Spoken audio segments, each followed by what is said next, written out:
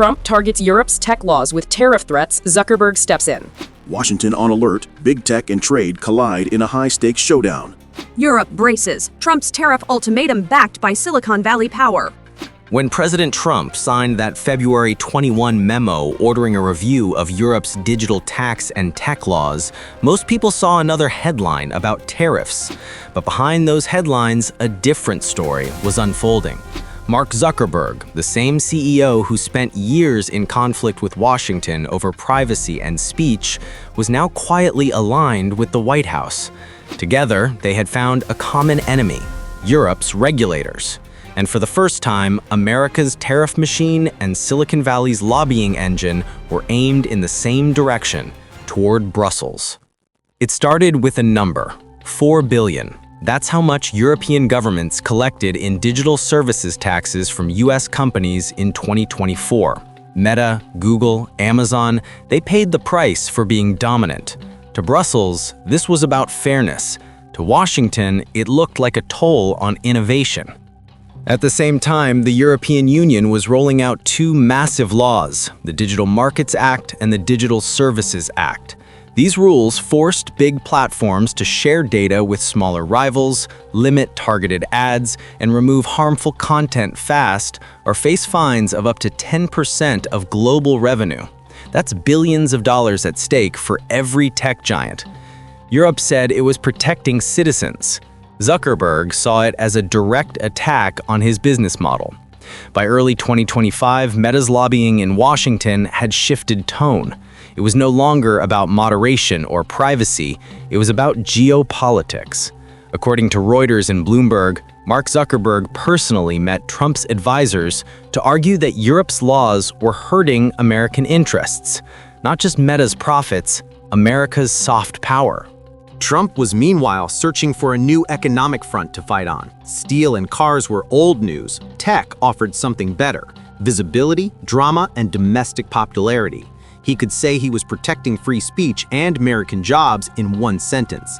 Then came the memo, signed February 25, 2025. It directed Commerce, Treasury, and the U.S. Trade Representative to review foreign policies that undermine free speech or unfairly target American digital companies. The words free speech were the masterstroke. By adding ideology to economics, the White House turned a regulatory argument into a values battle. Suddenly, a tariff could defend the First Amendment. A trade barrier could protect Facebook posts. The concept was as brilliant as it was dangerous. Within weeks, Europe realized this wasn't bluff. Reports leaked that the US was considering tariffs on European digital exports, cloud services, software contracts, AI tools. It was mostly symbolic, but symbols move markets. Brussels saw it as economic blackmail. Washington called it reciprocity. Anna Cavazzini, a Green MEP and one of the EU's chief voices on digital policy, said openly, the US is listening to Silicon Valley's biggest lobbyists, not its innovators. She was half right, because this time they were the same people. Behind closed doors, US trade officials compiled data showing that EU rules had cost American tech firms over $35 billion in lost revenue since 2021. Whether those numbers were precise didn't matter, they were politically useful. Trump loved the optics. Europe costs America money. Tariffs win it back. Meta executives fed the narrative. They talked about overregulation pushing innovation off the continent. They warned that American startups couldn't compete under European laws that limit data sharing and algorithmic personalization. It wasn't wrong, but it was strategic. The White House was ready to listen. By spring, trade officials drafted a new section in their report called Digital Protectionism. It framed European laws as non-tariff barriers to U.S. commerce, the same language once used against China's industrial policies. Europe had become the new adversary in America's economic script. The timing was deliberate. Energy prices were rising after Russia's gas restrictions, and a mild recession in the EU had made governments sensitive to new trade tensions. Trump knew that even a hint of tariffs could spook European markets and buy him leverage before negotiations ever began. For Zuckerberg, it was a moment of rare alignment. After years of public humiliation, hearings, privacy fines, and antitrust investigations, he finally found a White House that saw his battles as its own. He didn't need to control policy, he just needed it to hurt the right people. So he leaned in. Meta's Washington office circulated briefings arguing that Europe's Digital Markets Act was a de facto tariff on American data. Those phrases started appearing in official US documents weeks later. The feedback loop was complete. From the outside, it looked like policy coordination. Inside, it was a symbiosis of interest. Trump wanted a new enemy that wasn't China or Mexico, someone safe to antagonize without risking a war. Zuckerberg wanted protection from Europe's regulators. They each supplied what the other lacked: public narrative and institutional muscle. Together, they created a new idea of economic nationalism, that regulating an American company is the same as attacking America itself. The phrase spread fast through think tanks and talk shows. Cable pundits called it digital sovereignty. Columnists spoke of a tech NATO, and suddenly tariffs were no longer just numbers on goods, they were statements of identity. By May 2025, Europe was rattled. The EU Commission called an emergency meeting to reevaluate its Digital Services Act implementation timeline. Some member states wanted to slow enforcement to ease tensions with Washington. Others, like France and Spain, urged holding the line to avoid appearing weak. The result was a split Europe, and that was exactly what Trump's team wanted. Behind the scenes, German automakers were the loudest voices for restraint. They knew a tariff war could hit car exports worth $70 billion a year. In Berlin, officials worried privately that a tech dispute could become an industrial one overnight. That's how trade wars begin, not with a law, but with fear. Meanwhile, in Washington, Trump framed the memo as defending American values from foreign censorship. He told reporters that no nation should profit from silencing our companies or our voices. To his base, it sounded like patriotism. To policy experts, it was a signal that economic tools would now serve ideological ends. The Brookings Institution published a paper calling it the Digital Tariff Doctrine. Their model showed that a 5% tariff on EU digital imports could raise $2.8 billion annually, but risk $6 billion in European retaliation. Yet the White House didn't care about balance sheets. It cared about symbolism. It wanted Europe to blink first. Inside Meta, executives noticed something else. Investor confidence returned. Stock analysts interpreted the memo as a shield against future EU fines. Shares rose 6% within a week. For Zuckerberg, that was proof the strategy was working. Policy as protection, tariffs as insurance. But not everyone in Washington was comfortable. Some officials in the State Department mourned that linking trade policy to content moderation blurred legal lines under the WTO. One memo leaked saying it risks undermining U.S. credibility on free trade principles. But credibility was never the goal. Leverage was. By June, the U.S. had quietly informed the EU that tariff exemptions on certain tech products would expire pending policy alignment.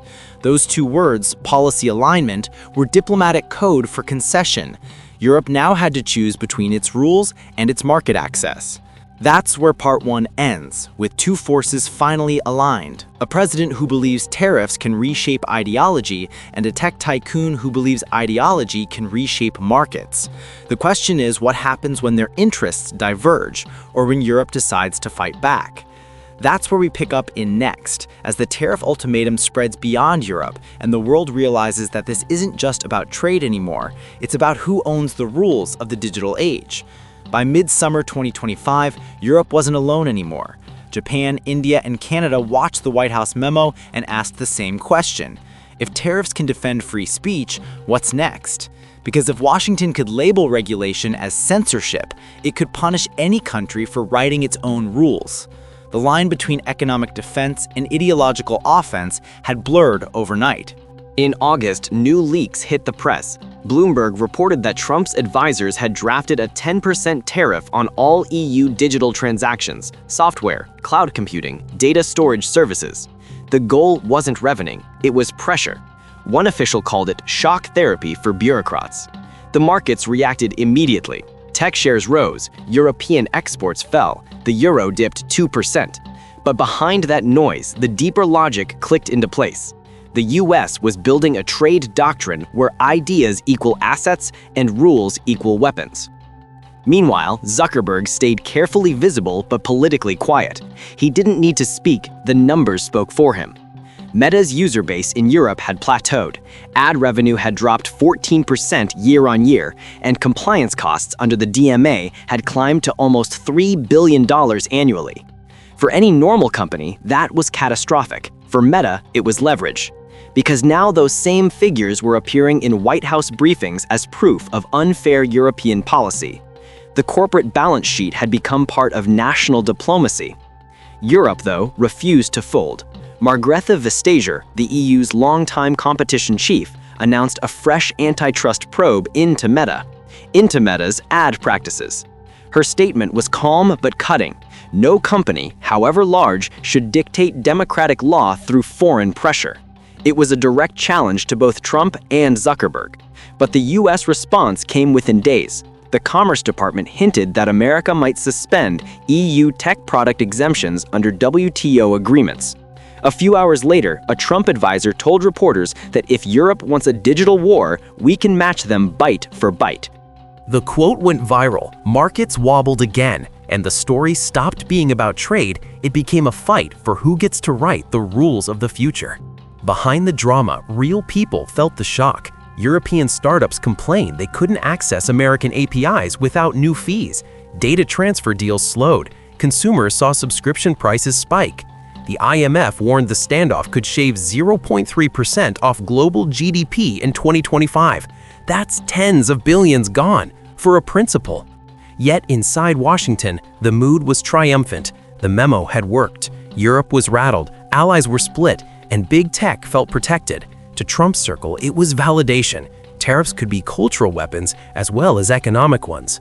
But a question lingered in the Situation Room. How far could this go before the world pushes back? Because the pattern was spreading. India considered a new digital competition bill. Brazil drafted an online tax. Both paused, not because of diplomacy, but fear. If Washington calls it censorship, will we face tariffs too? The memo had become a global deterrent. In September, Meta made its own quiet move. It announced new investment in US data centers and AI research, citing a favorable regulatory climate. It wasn't a coincidence. Zuckerberg was rewarding the administration that fought his battle abroad. Critics called it a political bribe in disguise. Shareholders called it strategy. Either way, the message was clear. Cooperation pays. Meanwhile, the European Parliament wasn't done. Lawmakers introduced a motion to launch retaliatory tariffs on US energy exports, especially LNG and crude. It was a bold move. If passed, it would hit an industry worth over $50 billion annually.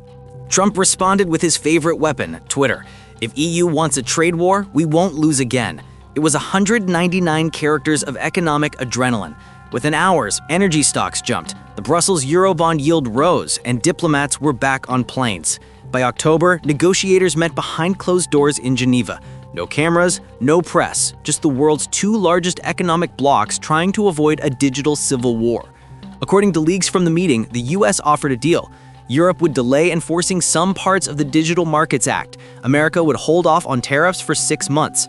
It was a pause, not a peace, and everyone knew it. The core conflict remained: who owns the digital public square? Europe believes the internet should serve citizens first, transparent, accountable, regulated.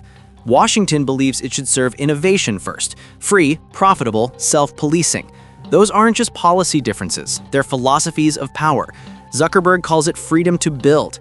European officials call it freedom to monopolize. Both believe they're saving democracy. That's why neither side can compromise. It would mean admitting the other understands the future better. Through the autumn, think tanks started naming it the Digital Cold War. Two superpowers, same allies, different systems. Trade agreements turn into proxy battles over data, AI ethics, and speech. By December, over 30 countries had either paused or rewritten their digital tax bills to avoid being caught in the crossfire. The Trump-Zuckerberg model was working. But success has a half-life. By year's end, the White House realized that its tech tariff strategy was starting to hurt American importers too. Software licenses grew costlier, joint AI projects stalled, and small US businesses that depended on European data began to complain. An internal commerce memo warned tariff revenues up, innovation partnerships down 10%. Still, Trump refused to back off. He told advisors, "You don't win by apologizing, you win by waiting them out." Zuckerberg understood that instinctively.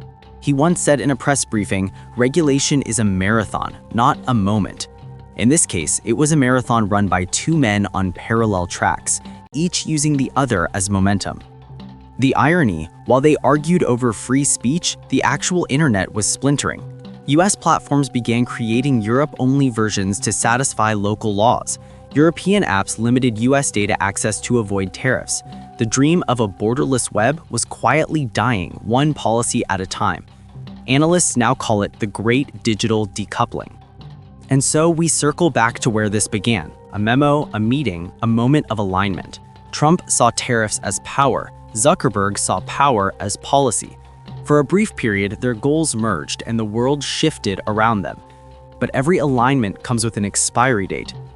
If Trump returns to office, this doctrine could become law. If not, future leaders will inherit a blueprint for economic control through digital pressure. History remembers empires by their tools of power. The Romans had roads, the British had ships, the Americans had dollars. Now, in 2025, the tool is data, and the tariff is its handle. What began as a trade memo has become a manifesto for the digital age, where every line of code, every algorithm, every rule is a potential front in a quiet, unending war for influence. Because in the end, power isn't just about who builds the future, it's about who gets to regulate it.